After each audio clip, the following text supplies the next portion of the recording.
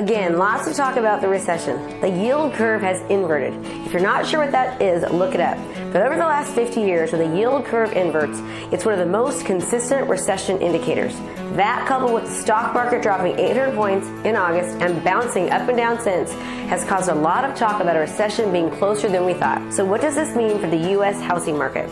Hi, I'm Krista Mashore, owner-broker of Homes by Krista. Interestingly enough, homeowners in the U.S. have over $6.3 billion in equity in their homes. Only 4.1% of homeowners have negative equity. Back in 2010, homeowners had 25.3% negative equity. So as we think about a recession and how it relates to the housing market, we need to look at those kind of factors. With $6.3 billion in equity in homes, homeowners aren't going to bail out. Also, according to the Urban Institute, over 37% of homes don't even have a mortgage on them at all. During the crash, people were taking out equity on their homes, they were buying boats and cars, they were using their homes as an ATM machine. But now they're keeping the money in their homes. That's why 37% of homeowners are mortgage-free, and we have $6.3 billion in equity. Let's see what CoreLogic thinks.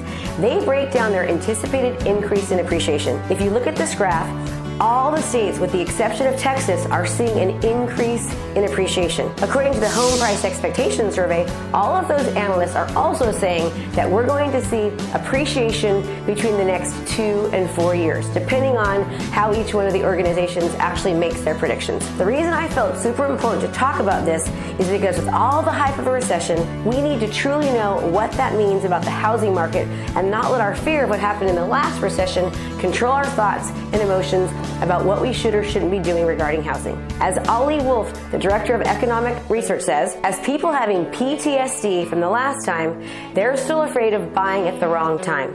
But we need to know the difference between 2008 and now. Also, let's look at what Jeff Tucker, Zillow's economist, states.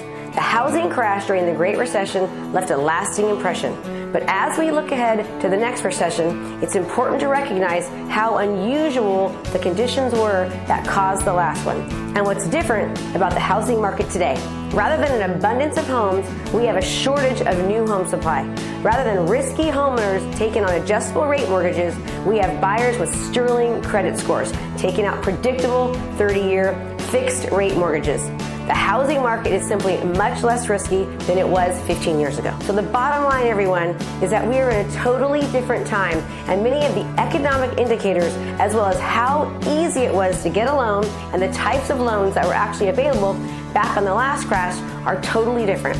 So let's not make this something that it isn't. In fact, I just recently purchased a home myself in the past 90 days, and obviously I wouldn't have done that if I thought the housing market was going to crash beneath our feet. I just feel it's so important that we know the facts, and many times the media is not telling us everything, and they love to get all the negative media out there and get us all hyped up. So please do me a favor, reach out to us at Homes by Krista. We want to help be the knowledge base, and remember, when you do what you love, people love what you do. Make it a great home selling and buying day.